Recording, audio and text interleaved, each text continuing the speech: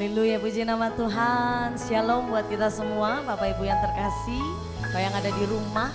Mari bersama saat ini menghampiri hadirat Tuhan, membawa syukur, membawa pujian. Tundukkan kepala kita satu dalam doa. Bapak, terima kasih buat kesempatan hari ini Tuhan. Kau bawa setiap kami bersama, kami menikmati Yesus. Bersama kami mau mengangkat syukur kami. Terima kasih atas setiap kesempatan yang Tuhan beri sampai hari ini. Kami percaya kami orang-orang yang diberkati Tuhan. Kami mau sambut berkat-Mu Tuhan dalam setiap hati kami. Kami percaya ada hadirat yang sama dinikmati oleh anak-anak-Mu saat ini Bapa. Di dalam nama Tuhan Yesus, kuasa Tuhan bekerja. Kami siap menyambut Engkau dengan sukacita. Haleluya, amin, amin, amin. Mari bersama di hadapan Tuhan, kita angkat syukur kita. Haleluya. Ada kesepakatan, di situ ada berkat. Datang dengan hati yang bersyukur. Percaya berkat dicurahkan bagi setiap engkau.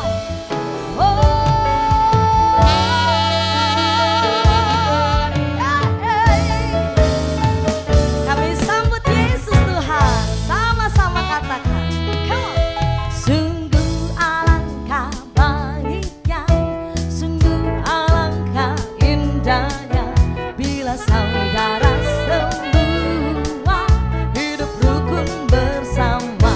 Berkata, sungguh alangkah baiknya, sungguh alangkah indahnya bila saudara semua hidup rukun bersama. Yes, seperti minyak di kepala Harun yang kecanggut dan cobanya turun, seperti embun di bukit Hermon mengalir ke bukit Sion. Sebab kesanalah Allah meminta agar berkat-berkat-Nya tercurah serta memberikan anugerah hidup selama-lamanya. Kami sambut berkat itu Tuhan. Amin, amin. Bersama kita katakan di hadapan Tuhan. Mari umat yang diberkati nyatakan. Sungguh alangkah baiknya, sungguh alangkah indahnya bila saudara semua hidup rukun bersama. Katakan, sungguh alangkah baiknya, oh sungguh alangkah indahnya bila saudara semua hidup rukun bersama. Yeah. Seperti minyak di kepala Harun yang kecanggut dan cobanya turun, seperti embun di bukit Hermon mengalir ke bukit Sion. Sebab kesanalah Allah meminta agar berkat-berkat-Nya tercurah serta memberikan anugerah hidup selama-lamanya. Seperti minyak di kepala Harun yang kecanggut dan cobanya turun, seperti embun di bukit Hermon mengalir ke bukit Sion. Sebab kesanalah Allah meminta agar berkat-berkat-Nya tercurah serta memberikan anugerah hidup selama-lamanya. Sekali lagi, seperti minyak di kepala Harun yang kecanggut dan cobanya turun, seperti embun di bukit Hermon mengalir ke bukit Sion. Yes. Sebab kesanalah Allah meminta agar berkat-berkat-Nya tercurah serta memberikan anugerah hidup selama-lamanya. Yeah.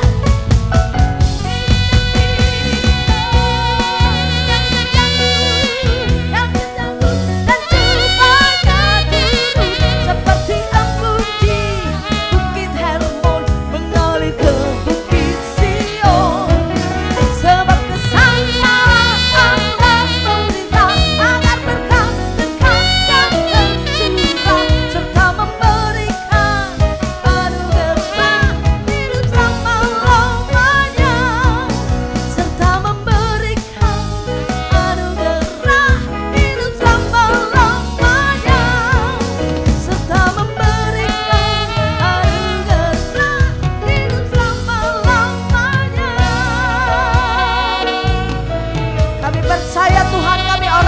diberkati Tuhan. Haleluya, haleluya. Yes. Amin, amin, amin. Kita sambut berkat Tuhan lebih lagi. Terima kasih Bapak, terima kasih. Terima kasih buat kasih sayang yang terbaik atas hidup kami. Kalau Engkau izinkan setiap kami Tuhan menikmati Engkau. Kami percaya ini adalah anugerah yang kami terima, yang terbaik yang kami terima. Terima kasih. Jiwaku sungguh merindukanmu, hatiku haus padamu. Ku mau selalu tinggal di dalammu, menikmati kebaikanmu. Amin Yesus. Hari berganti, tahun pun berlalu, sampai memutih rambutku. Melayanimu seumur hidupku, sampai ku kembali padamu. Amin. Yesus, Kau yang ku cinta, selamanya Kau ku cinta, sampai akhir nafas hidupku. Yesus, Kau kekasih jiwaku.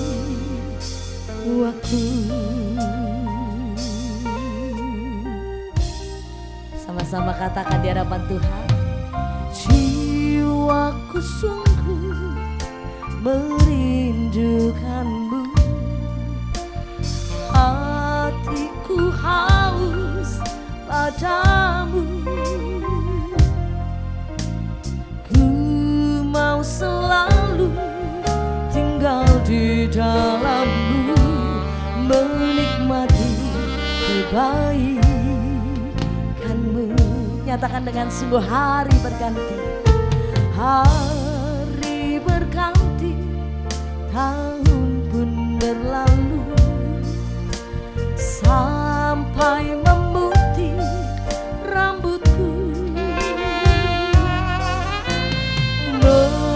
Melayanimu seumur hidupku, sampai ku kembali padamu. Yesus, Yesus, Kau yang ku cinta, selamanya Kau ku cinta, sampai akhir nafas hidupku. Yesus, Kau kekasih jiwa.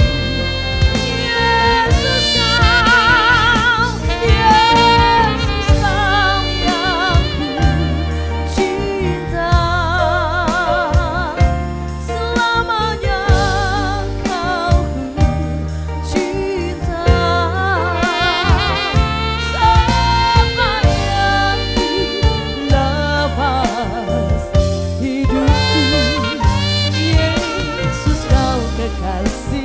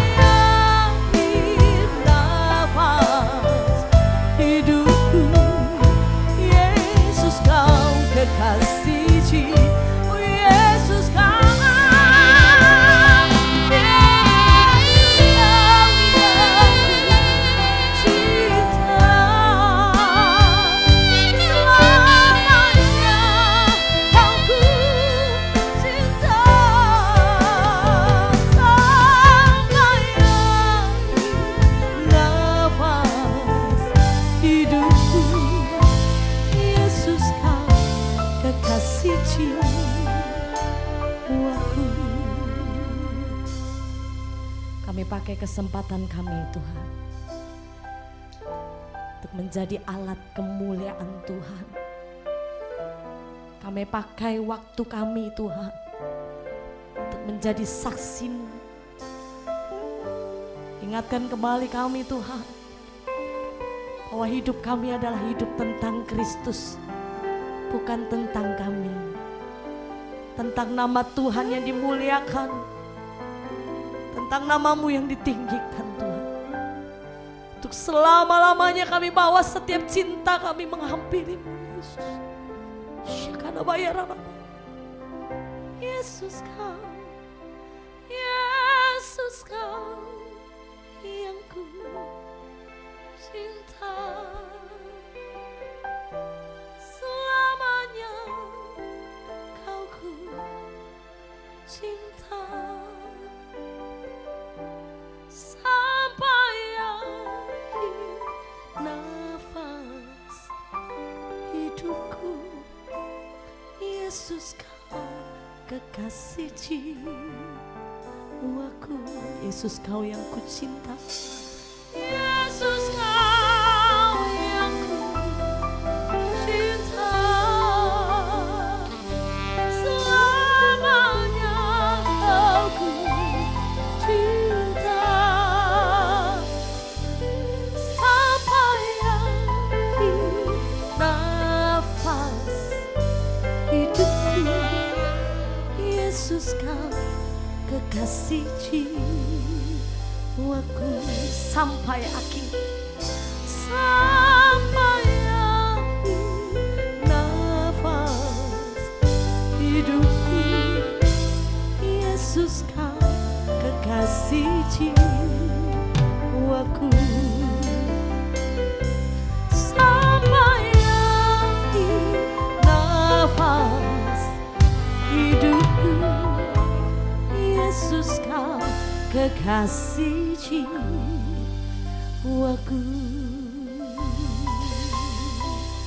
Mari kasih yang terbaik di hadapan Tuhan. Kau kekasihku, Kau kekasih hati kami.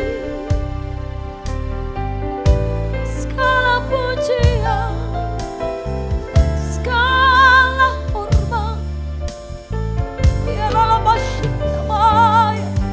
semuanya bagi-Mu Tuhan. Hidup kami bagi-Mu Yesus.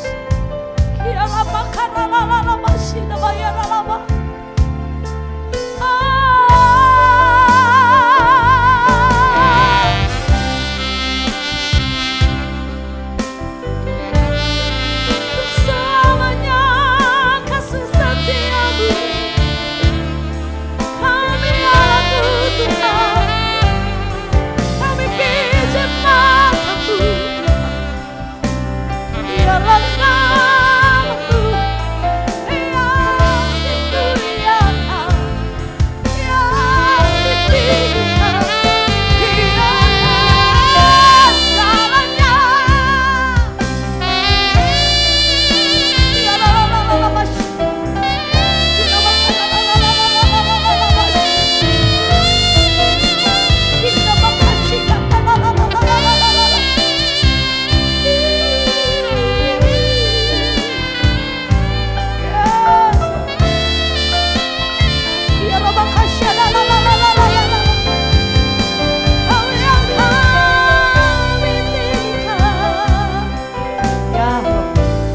Kau jamah setiap anak-anak-Mu Tuhan, dimanapun saat ini berada. Kami percaya ada hadirat yang sama, pengurapan yang sama mengalir bagi setiap mereka yang datang dengan hati yang sungguh, datang dengan hati yang rindu di hadapan Tuhan. Ini hidup setiap kami, ini hidup setiap kami Tuhan. Jesus, ya Rabbi, Kau yang pakai kami, Kau yang pakai hati kami. Oh Tuhan, pakailah hidupku selagi masih kuat. Bila saatnya nanti ku tak berdaya lagi, hidup ini sudah jadi berkat. Katakan dengan sungguh, oh Tuhan, pakailah hidupku selagi aku masih kuat. Bila saatnya nanti ku tak berdaya lagi, hidup ini sudah jadi berkat. Berkata dengan sungguh, jadikan komitmen, oh Tuhan, pakailah hidupku selagi aku masih kuat. Oh, bila saatnya nanti ku tak berdaya lagi, hidup ini sudah. Oh Tuhan, pakailah hidupku, amin, selagi aku masih kuat. Bila saatnya nanti ku tak berdaya lagi, hidup ini sudah jadi berkat. Sekali lagi nyatakan di hadapan Tuhan, oh Tuhan, pakailah hidupku selagi aku masih kuat, amin. Bila saatnya nanti ku tak berdaya lagi, hidup ini sudah jadi berkat. Oh, bila saatnya nanti ku tak berdaya lagi, hidup ini sudah jadi berkat. Bila saatnya nanti ku tak berdaya lagi, hidup ini sudah jadi berkat.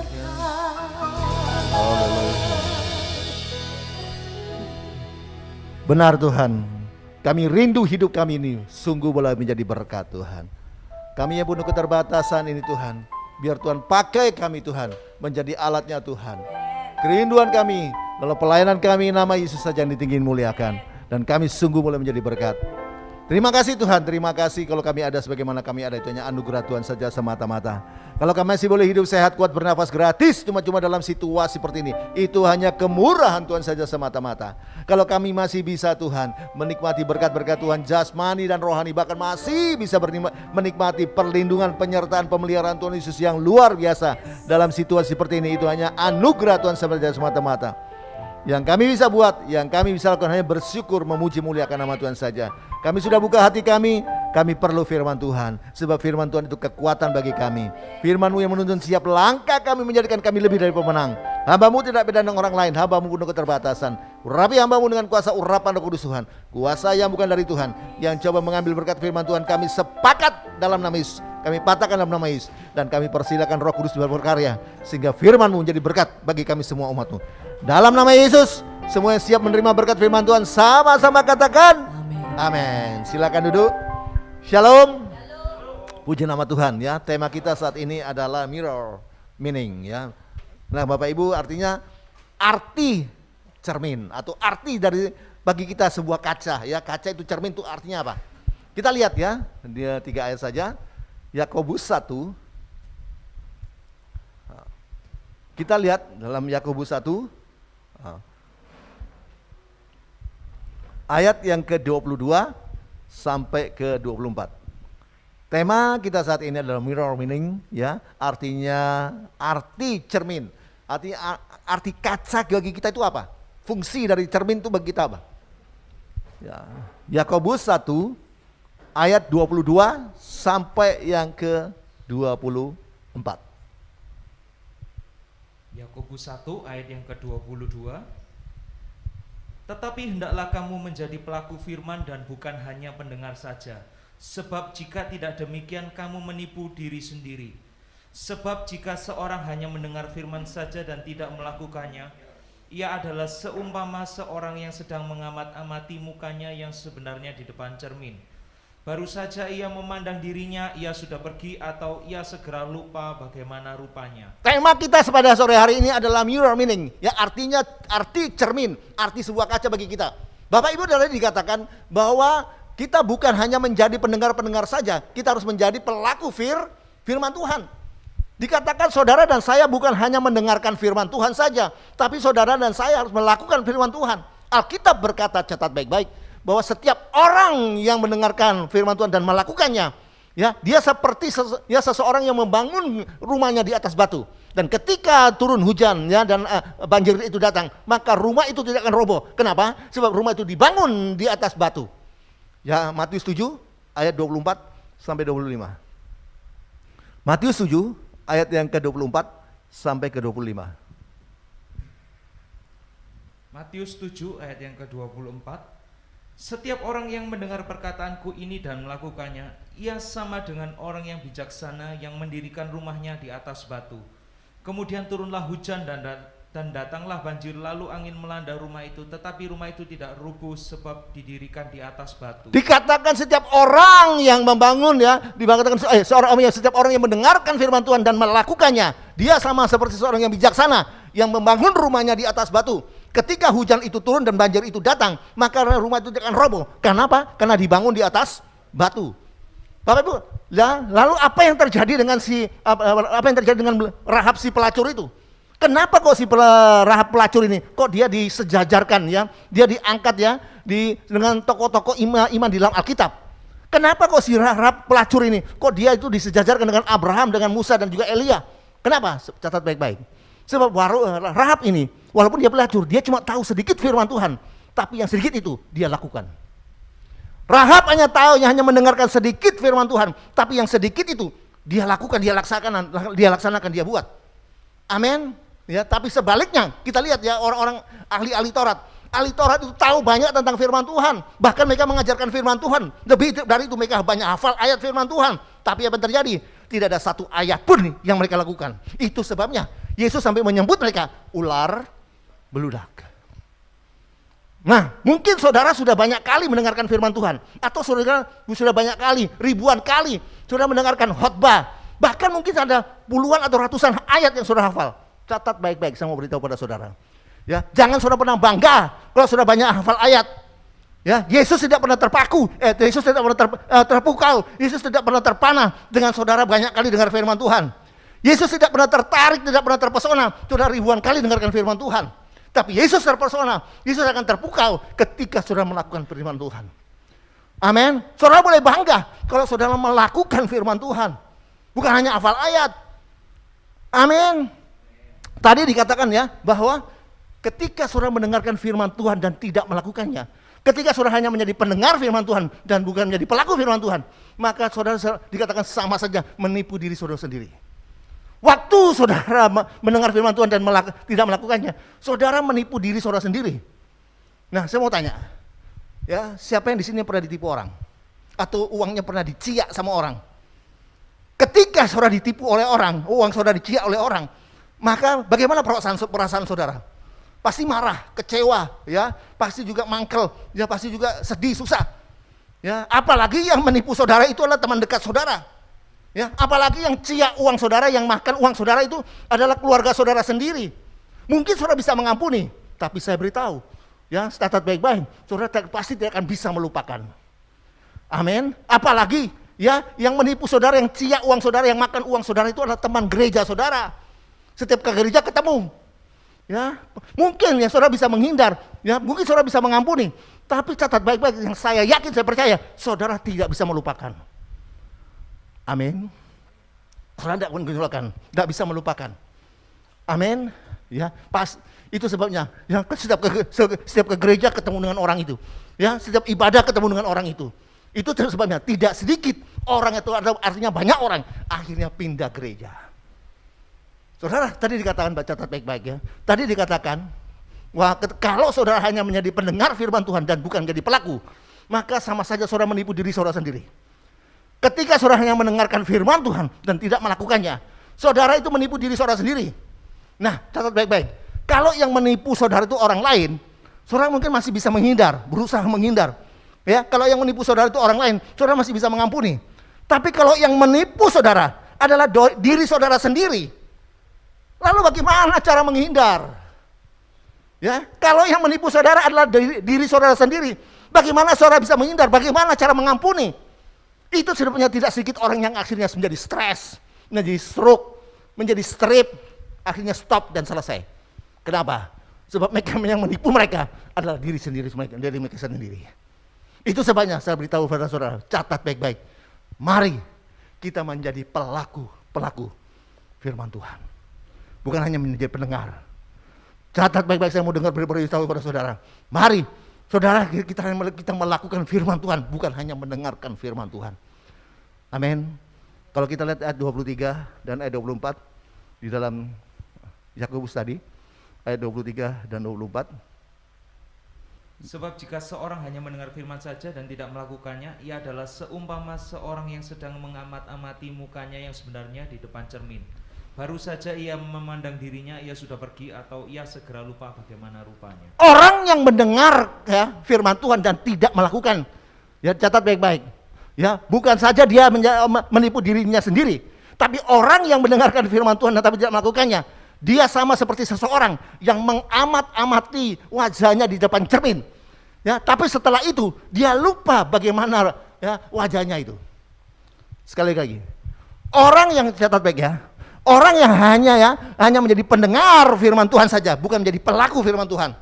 Catat baik-baik. Orang itu bukan hanya menipu dirinya sendiri, tapi orang itu akan menjadi seperti seseorang yang mengamat-amati ya wajahnya tuh, rupanya, mukanya itu di depan kaca, dan setelah beberapa saat dia sudah lupa apa yang wajahnya, dia lupa dengan rupanya.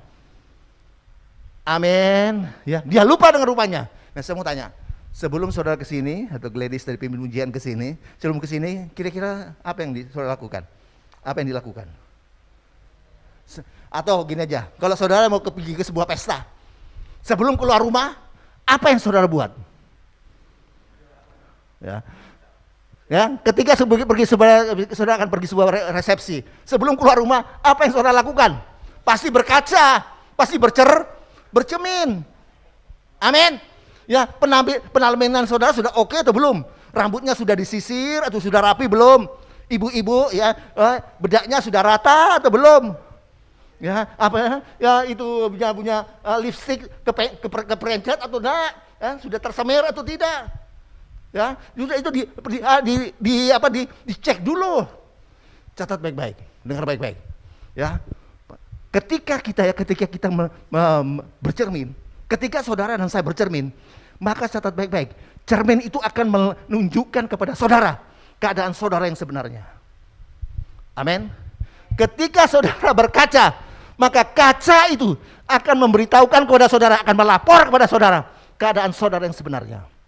Ya, kalau bedaknya sudah ketebalan ya, atau bedaknya tidak rata, maka cermin akan berkata kepada saudara, ya, bedak yang ada di wajah saudara itu nggak rata. Ya, atau kalau gincunya atau nih lipstiknya itu kecepret, maka kaca akan memberitahukan kepada saudara, melapor kepada saudara. Itu hati-hati itu gincunya itu lipstiknya kecepret. Ya, dengar baik, catat baik-baik. Cermin akan menunjukkan kepada saudara dengan jujur keadaan saudara yang sebenarnya.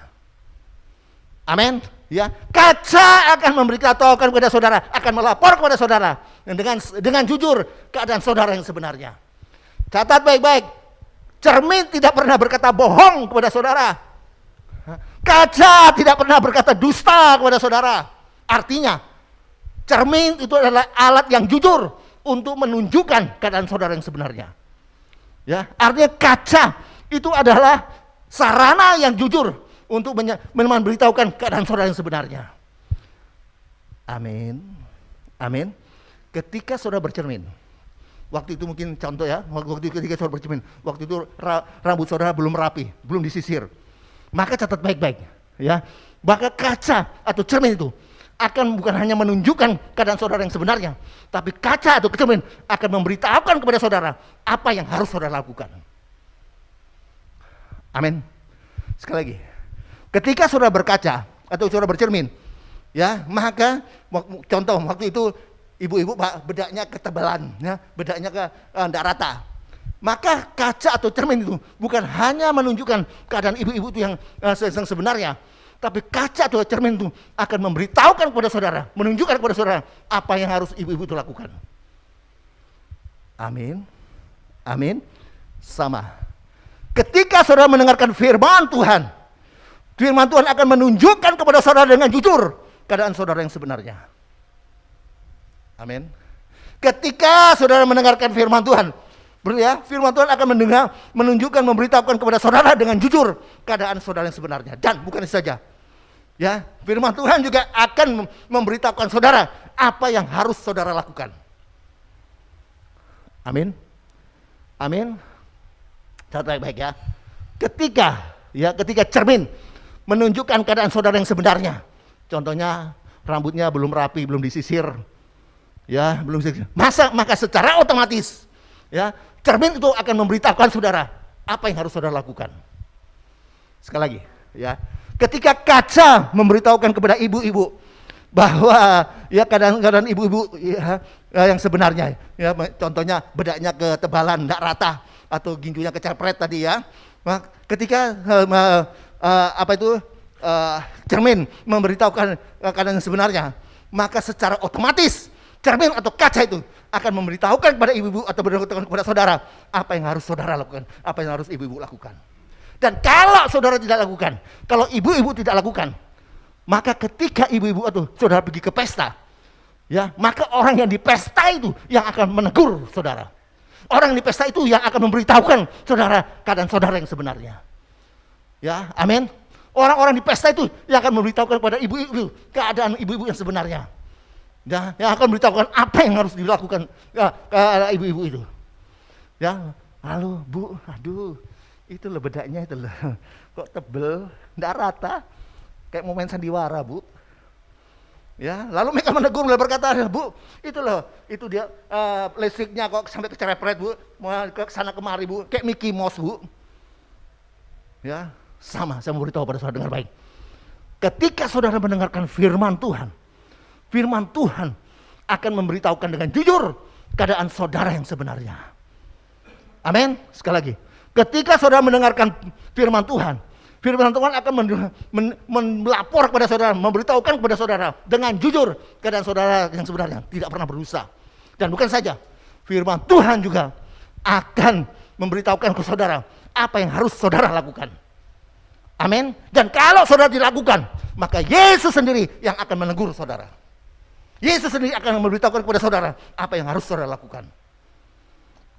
Amin.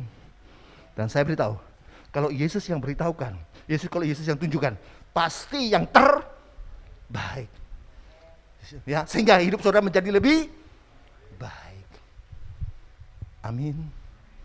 Sama saya sebagai orang tua, saya harus menunjukkan kepada anak-anak saya yang terbaik dan memberitahukan kepada mereka apa yang harus mereka lakukan, yaitu yang terbaik. Ya, beberapa waktu yang lalu anak saya sebelum dia menikah, dia kuliah di UPH, ya, UPH itu di mall, ya, tempat kuliahnya di mall. Ya, waktu satu kali dia jalan-jalan bersama teman-temannya, namanya kuliahnya di mall ya. Kalau pulang kuliah jalan-jalan di mall ya, tempat kuliahnya di mall. Waktu dia pulang dari jalan-jalan dengan teman-temannya, pulang ke rumah dia bilang begini sama saya, Pak, tadi saya sama teman-teman lihat ada sepatu yang, waduh bagus, sangat menarik, saya sangat senang Pak, saya sangat tertarik, murah harganya, tolong beliin Pak. Dia bilang, oke, nanti hari Sabtu kita jalan-jalan sama keluarga, kita jalan-jalan, kita lihat. Hari Sabtu kita jalan-jalan ya ke mall, ke toko yang sepatu itu. Waktu anak saya tunjukkan, ini loh Pak sepatunya, wah bagus Pak, ini bagus, murah. Saya tidak setuju, ya, tidak tertarik. Kenapa? Memang modelnya bagus, tapi warnanya menyolok, ya, kuning ke emas-emasan. Sebenarnya ini bagus modelnya, tapi ini warnanya nggak cocok, nggak pantas ini. Mungkin kamu pakai 1 bulan, 2 bulan, habis itu bosan. Ya, pasti bosan, karena warnanya menyolok, nggak pantas ini. Ya, cari yang lain. Wah, dia cari yang lain. Nah, ini cocok, ini papa setuju. Oke, beli saja. Saudara, saya sebagai orang tua selalu menunjukkan yang terbaik. Kalau waktu anak saya jalan-jalan sama teman-temannya di mall, lalu waktu anak saya bilang sama teman-temannya, "Wih, sepatu ini bagus ya, sepatu ini kok bagus ya. Kira-kira menurut kalian nih, bagi saya gimana?" Oh, pasti temannya pasti bilang, "Bagus, cocok kamu kayak princess kalau pakai sepatu itu. Pasti bagus." Walaupun mereka dalam hati tidak bagus karena sungkan, tidak enak ya, malah tidak bagus. Tapi saya sebagai orang tua, saya menunjukkan yang terbaik dan memberitahukan apa yang harus dia lakukan. Ganti, jangan yang itu. Sama. Tuhan selalu menunjukkan yang terbaik dan memberitahukan kepada kita apa yang terbaik. Kasih contoh, kita lihat contoh. 1 Samuel 15. Saya beri contoh. Ayat 1 dan 3 sampai 3.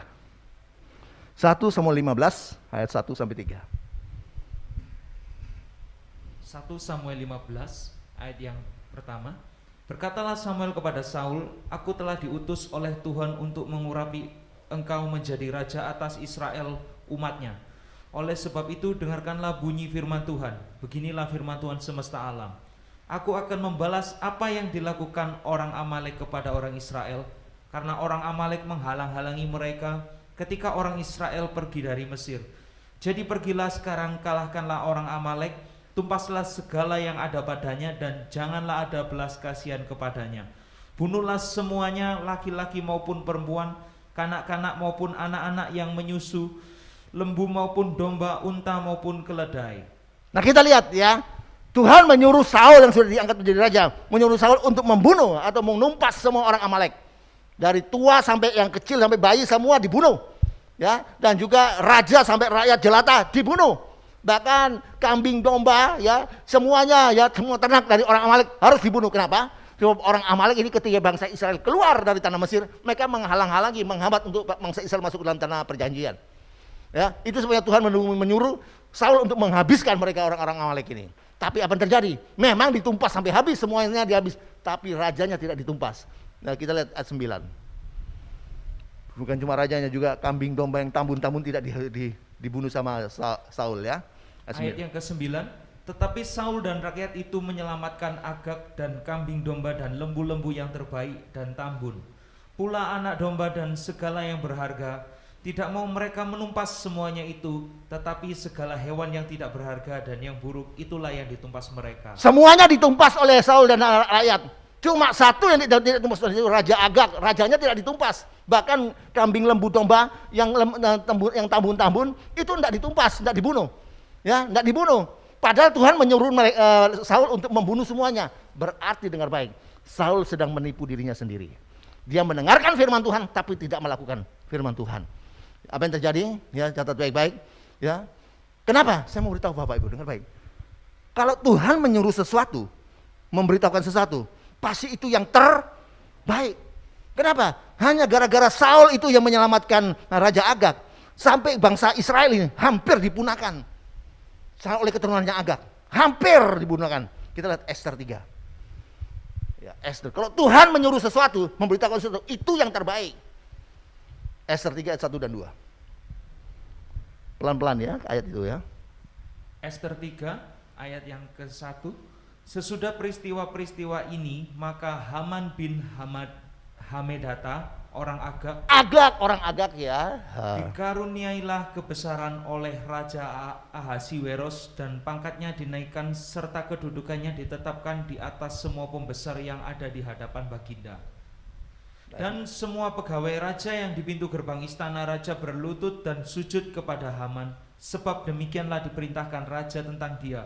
Tetapi Mordekai tidak berlutut dan tidak sujud. Nah, kita lihat Haman ya, dikarunia sama oleh Raja Ahasiweros kedudukan yang tinggi. Di antara pembesar-pembesar dia paling tinggi. Lalu apa yang terjadi? Ya, semua diminta, semua orang rakyat harus tunduk berlutut menyembah dia. Tapi yang terjadi, Mordekai yang seorang pengemis, ya, dia cuma duduk dia di depan pintu pagar itu, dia justru tidak mau menyembah, dia mau berlutut, tidak mau. Wah, Hamannya marah, ya, dia mau membunuh. Bukan hanya si Mordekai yang dibunuh, bangsanya juga mau dibunuh. Ternyata Mordekai ini bangsanya dia bangsa Israel, bangsa Israel. Lalu dia mulai otak-atik ya, dia mulai ngomongnya ngalur ngidur sama Ahasiweros, memanaskan Ahasiweros. Ini bangsa ini tidak bagus, ini banyak tidak baik. Bagaimana kalau dibunuh? Bunuh saja. Lalu dikasih kuasa ya, dengan pakai cincinnya si raja. Bunuh, ini saya kasih kuasa sama kamu. Ya, hampir saja bangsa Israel ini dibunuh hanya gara-gara ya si Saul menyelamatkan Agag. Ya, waktunya Saul menyelamatkan Agag. Mungkin Agag ini ya kencan sama wanita-wanita, akhirnya punya anak, punya keturunan, namanya si Haman ini. Ya, sampai keturunan Agag ini hampir memusnahkan bangsa Israel. Tapi karena pertolongan Tuhan melalui Esther, akhirnya bangsa Israel ditolong. Haman itu yang dibunuh. Kalau Tuhan menyuruh sesuatu, memberitahu sesuatu, pasti yang terbaik. Amin. Nah kita lihat, ya. Kemudian Samuel datang kepada Saul, menegur Saul, ya. Waktu si Samuel datang, Saul berkata, oh diberkatilah Tuhan, hamba yang dipakai Tuhan. Tapi apa kata si Samuel? Apa yang aku dengar? Kok bunyi kambing domba ini? Aku mendengar seperti itu. Apa kata si Saul? Kita lihat di ayat 12 sampai 15. Ayat 12 sampai 15. Jadi, bukan 1 Samuel 15. 1 Samuel 15 ayat 12 sampai 15. 1 Samuel 15 ayat yang ke-12. Lalu Samuel bangun pagi-pagi untuk bertemu dengan Saul, tetapi diberitahukan kepada Samuel demikian. Saul telah ke Karmel tadi dan telah didirikannya baginya suatu tanda peringatan. Kemudian ia balik dan mengambil jurusan ke Gilgal. Ketika Samuel sampai kepada Saul, berkatalah Saul kepadanya, diberkatilah kiranya engkau oleh Tuhan, aku telah melaksanakan firman Tuhan. Tetapi kata Samuel, kalau begitu apakah bunyi kambing domba yang sampai ke telingaku dan bunyi lembu-lembu yang kudengar itu? Jawab Saul, semuanya itu dibawa daripada orang Amalek, sebab rakyat menyelamatkan kambing domba dan lembu-lembu yang terbaik dengan maksud untuk mempersembahkan korban kepada Tuhan Allahmu. Tetapi selebihnya telah kami tumpas. Nah kita lihat waktu Samuel ketemu sama Saul. Wah, Samuel ngangkat Samuel. Wow, diberkatilah ya hambanya yang datang dalam nama Tuhan. Tapi dikatakan apa? Aku sudah si Saul berkata, aku sudah melakukan perintah Tuhan, sudah aku lakukan. Tapi apa kata si Samuel? Apa yang aku dengar? Ya, itu kambing-kambing domba tambun itu yang aku dengar itu apa itu? Lalu si Saul berkata, oh itu diambil untuk mempersembahkan korban persembahan kepada Allah. Ya, padahal Tuhan tidak minta persembahan, tapi Tuhan mau minta supaya bangsa Amalek ini dibantai, dibunuh sampai habis. Tapi sama si Saul tidak dibunuh, bahkan rajanya tadi tidak dibunuh, Raja Agag tadi. Ya, lalu apa kata si Samuel? Kita lihat ayat 16 sampai 19. Ayat 16 sampai 19. Ayat yang ke-16. Lalu berkatalah Samuel kepada Saul, sudahlah, aku akan memberitahukan kepadamu apa yang difirmankan Tuhan kepadaku tadi malam. Kata Saul kepadanya, katakanlah. Sesudah itu berkatalah Samuel, bukankah engkau, walaupun engkau kecil pada pemandanganmu sendiri, telah menjadi kepala atas suku-suku Israel? Dan bukankah Tuhan telah mengurapi engkau menjadi raja atas Israel? Tuhan telah menyuruh engkau pergi dengan pesan, pergilah, tumpaslah orang-orang berdosa itu, yakni orang Amalek, berperanglah melawan mereka sampai engkau membinasakan mereka. Mengapa engkau tidak mendengarkan suara Tuhan? Mengapakah engkau mengambil jalan dan melakukan apa yang jahat di mata Tuhan? Ya, nah kita lihat, ya, Samuel berkata, kamu itu hanya disuruh untuk menumpas. Kenapa kamu seperti itu? Lalu apa terjadi? Kita lihat Samuel ini si Saul dia ngeyel, dia tidak mau bertobat, tapi dia menyalahkan orang lain, dia menyalahkan rakyat. Rakyat yang ngambil itu, ya, yang membawa tambun-tambun untuk mempersembahkan korban kepada Allah. Dia bukannya tidak mau menyatakan mengakui kesalahannya, tapi dia juga tidak mau bertobat, malahan dia menyalahi orang lain, menyalahi rakyat. Itu maunya rakyat. Lalu apa kata si Samuel? Ya, kita lihat akhirnya jabatan raja dicopot dari Saul, ayat 28. Ayat yang ke-28. Kemudian berkatalah Samuel kepadanya, Tuhan telah mengoyakkan daripadamu jabatan raja atas Israel pada hari ini dan telah memberikannya kepada orang lain yang lebih baik daripadamu. Nah, kita lihat ya, karena Saul dia tidak mau mendengarkan perintah Tuhan tapi tidak mau melakukannya. Akhirnya jabatan rajanya dicopot. Kalau kita bandingkan dengan Daud, kita lihat Daud di dalam 2 Samuel 12 ayat 1 ya. Satu saat Nabi Nathan datang kepada Daud ya, lalu berkata, "Daud, ini ada 2 orang ya. Ini satunya orang sangat kaya, satunya sangat miskin. Yang kaya ini punya banyak kambing domba yang besar, tambun-tambun, banyak kambing, banyak ternak. Kaya, sangat kaya. Sedangkan yang miskin, dia cuma punya satu domba saja, kecil lagi, ya, domba kecil. Dan itu mereka beli dengan susah payah. Lalu domba kecil ini bertumbuh dengan anak-anaknya, tidur sama-sama, makan sama-sama, dianggap sebagai binatang kesayangan mereka. Satu saat ya, ini orang kaya kedatangan tamu.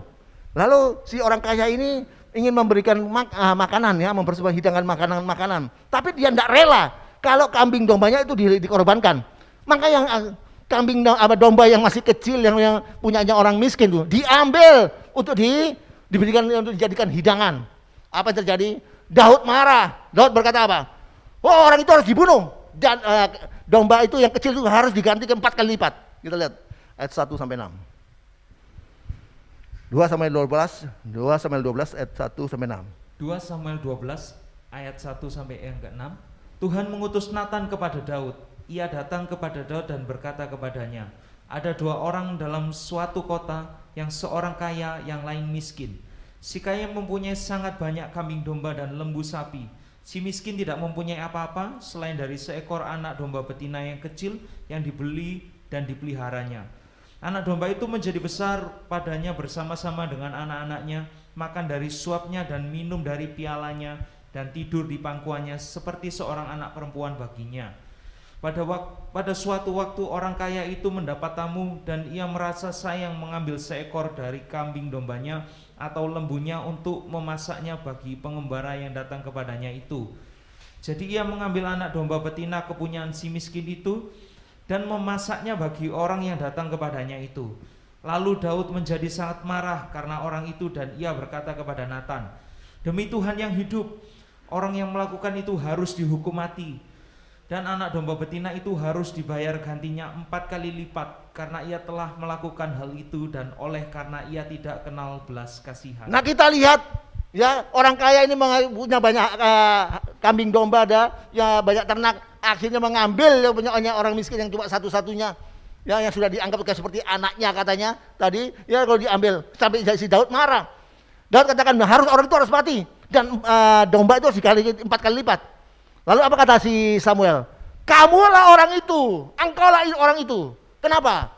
Sebab Daud ini dia mengambil istrinya orang lalu suaminya dibunuh sampai mengandung ya, sampai dibunuh. Kita lihat di ayat selanjutnya ya. Tadi ayat 7 sampai 9. Ayat 7 sampai 9. 2 Samuel 12 ayat yang ke-7. Kemudian berkatalah Nathan kepada Daud, engkaulah orang itu. Beginilah firman Tuhan Allah Israel, akulah yang mengurapi engkau menjadi raja atas Israel dan akulah yang melepaskan engkau dari tangan Saul. Telah kuberikan isi rumah tuanmu kepadamu dan istri-istri tuanmu ke dalam pangkuanmu. Aku telah memberikan kepadamu kaum Israel dan Yehuda, dan seandainya itu belum cukup, tentu ku tambah lagi ini dan itu kepadamu. Mengapa engkau menghina Tuhan dengan melakukan apa yang jahat di matanya? Uria orang Het itu kau biarkan ditewaskan dengan pedang. Istrinya kau ambil menjadi istrimu dan dia sendiri telah kau biarkan dibunuh oleh pedang Bani Amon. Nah, kita lihat ya, akhirnya Nabi Nathan berkata, orang itu adalah kamu. Ya, yang disuruh katanya si Daud bilang bunuh dia. Kalau orang sebut orang kaya itu bunuh. Nah, si Samuel berkata, orang Nathan berkata, itu kamu. Kenapa? Sebab kamu kan sudah dikasih kekayaan sama Tuhan. Kamu dikasih jabatan raja. Ya, jabatan raja yang lalu ya, gundi-gundinya dikasih kamu, semua di pangkuanmu. Kamu masih ngambil istrinya orang. Bahkan suaminya kamu bunuh. Ya, kamulah orang itu. Tapi apa yang terjadi kita lihat, akhirnya si Daud ini dia menyesal, dia bertobat. Ayat 13, ya, dia bertobat. Ayat yang ke-13. Lalu berkatalah Daud kepada Natan, "Aku sudah berdosa kepada Tuhan." Dan Natan berkata kepada Daud, "Tuhan telah menjauhkan dosamu itu, engkau tidak akan mati." Nah kita lihat ya, dua ya dari bacaan ini saya mau beritahukan kepada saudara, ada dua raja, Saul dan Daud, ya. Dua-dua raja, dua-dua melakukan kesalahan, ya. Tapi yang satu ngeyel, nggak mau bertobat, yang satunya menyesal dan bertobat. Nah kita lihat, yang satu ya akhirnya mati dan binasa dan keturunannya akhirnya binasa, nggak ada yang jadi raja. Tapi yang satu diberikan mendapatkan jabatan raja dan semua keturunannya menjadi raja. Amin. Nah kita lihat di sini ya perbedaan. Orang yang mendengar perintah Tuhan dan melakukannya, dan orang yang mendengarkan firman Tuhan dan tidak melakukannya. Ya, apa yang terjadi? Seperti Saul. Dia mendengarkan perintah Tuhan, firman Tuhan, tapi dia tidak melakukannya. Bagaimana dalam hidupnya? Dan bagaimana akhir hidupnya, keturunannya tidak ada yang jadi raja. Dan akhirnya dia mati. Ya, mati kena ditusuk ya, bukan hanya ditusuk, menusukkan diri dia. Ya, kalau kita baca dia menusukkan diri karena dia sudah kena panah ya. Akhirnya dia menusukkan dirinya sendiri. Dan anak-anaknya mati juga, Yonatan mati. Tidak ada yang jadi raja. Sedangkan Daud, dia kenapa? Oke, saya mau beritahu ya Bapak Ibu dengar baik. Sebetulnya dosanya Daud itu lebih besar daripada dosanya Saul. Kesalahannya Daud itu lebih besar daripada kesalahannya Saul. Kenapa? Saul hanya tidak melakukan perintah Tuhan. Tapi si Daud bukan hanya tidak melakukan perintah Tuhan, tapi dia mengambil istrinya orang dan suaminya dibunuh. Dosanya lebih besar. Tapi kenapa kok Tuhan cinta sama Daud? Kenapa? Ya karena Daud dia menyesal. Dia bertobat dan tidak mengulangi lagi. Bahkan sampai kita lihat dosa-dosanya itu sampai dibuatkan mazmur, ditunjukkan. Kalau saudara baca di dalam Mazmur 51, pengakuan dosa daripada Daud. Dibuatkan mazmur sama Daud. Maka Tuhan cinta. Ya, sedangkan coba kalau si Saul dia bertobat, enggak mungkin dia akan copot dari jabatan rajanya. Ya, pasti diberkati. Ya, tapi tidak, dia ngeyel terus ya. Dia enggak mau bertobat, bahkan menyalahkan orang lain, menyalahkan rakyat. Bahwa itu karena gara-gara rakyat. Tapi Daud dia menyesal, dia bertobat dan tidak mengulang kembali.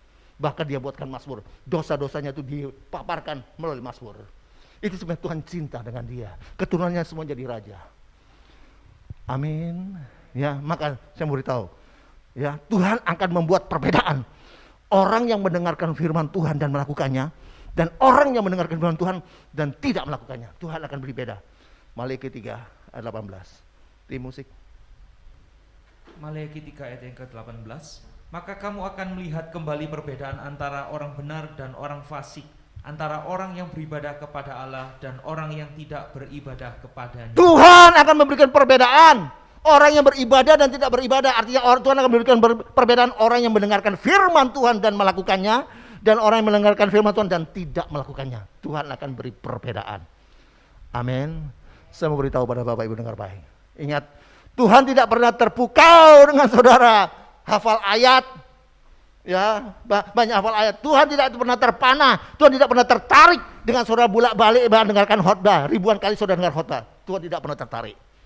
Tuhan tidak pernah terpukau saudara ya pelayanan sampai kemana-mana, tidak tertarik. Tapi Tuhan terpukau ketika engkau melakukan perintah Tuhan. Tuhan akan tertarik, terpana ketika kau sungguh-sungguh melakukan perintah Tuhan. Amin. Lakukan firman Tuhan itu. Ketika engkau melakukan firman Tuhan, itu yang menyenangkan hati Tuhan. Mari kita menyenangkan hatinya Tuhan dengan melakukan perintahnya. Menyenangkanmu, senangkanmu, hanya itu kerinduanku. Menyenangkanmu, senangkan hatimu, hanya itu kerinduanku. Katakan gimana?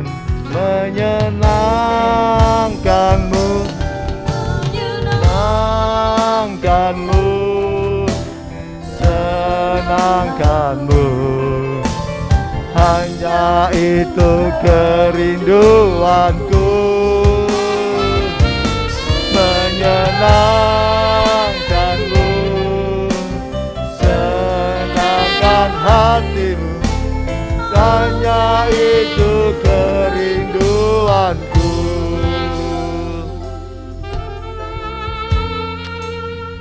Bapa dalam surga, terima kasih atas lawatan Tuhan, firman Tuhan yang Tuhan kehendaki dalam hidup kami. Bukan hanya mendengarkan firman Tuhan, tapi melakukan perintah Tuhan. Tuhan tidak pernah terpukau, Tuhan tidak pernah tertarik kalau kami menghafal banyak ayat. Tuhan tidak pernah terpukau, Tuhan tidak pernah tertarik kalau kami ribuan kali mendengarkan khotbah, mendengarkan firman Tuhan. Tapi Tuhan akan terpesona ketika kami melakukan perintah Tuhan. Roh Kudus menyatakan firman bagi kami, mampukan kami untuk melakukannya, untuk kami selalu melakukan perintah Tuhan. Yohanes 14 ayat 15 berkata, barang siapa melakukan perintahku, dia itu mengasihi aku. Bahkan Yohanes 14 ayat 21 berkata, barang siapa yang mendengarkan firman-Ku dan melakukannya, maka dia mengasihi aku. Barang siapa mengasihi aku, Bapa-Ku akan mengasihi dia. Bukan hanya Bapa mengasihi dia, aku pun akan mengasihi dia. Dan aku akan menyatakan diriku, akan menyatakan kemuliaanku, akan menyatakan mujizatku bagi dia. Yohanes 14 ayat 21. Dengar baik. Ketika kita melakukan perintah Tuhan,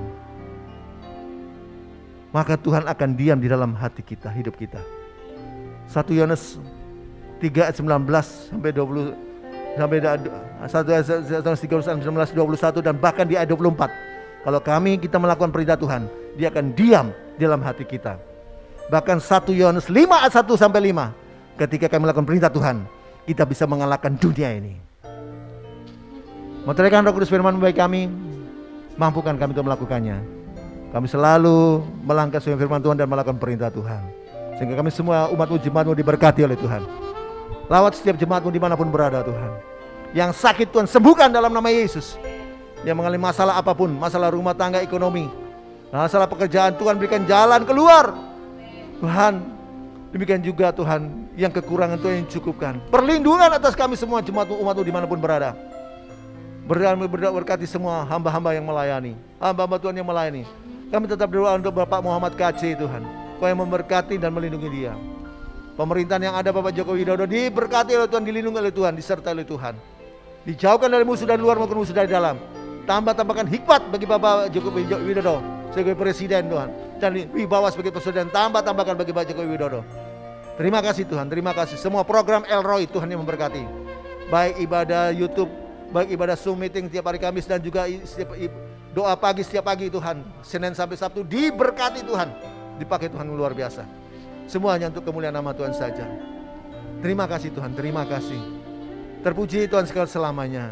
Mereka yang sudah menopang pelayanan PDL Roy, berikan persembahan, kembalikan berkat lipat-lipat ganda. Terpuji Tuhan sekali selamanya. Di dalam nama Yesus, semua sudah terima berkat Tuhan. Sama-sama katakan.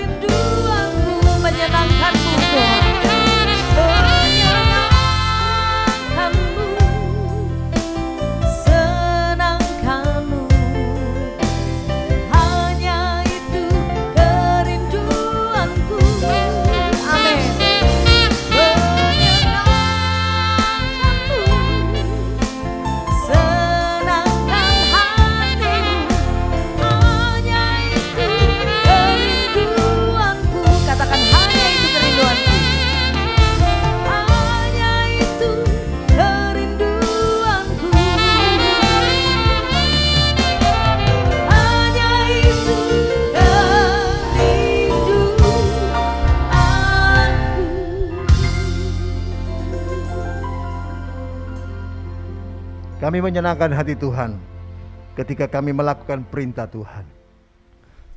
Terima kasih Tuhan atas lawatan Tuhan melalui firman Tuhan. Kami semua sudah diberkati dengan kebenaran-Mu Tuhan, firman Tuhan. Terima kasih atas lawatan Tuhan sepanjang ibadah kami pada sore hari ini. Dari awal pertengahan sampai selesainya. Kami boleh merasakan lawatan Tuhan, jamahan Tuhan.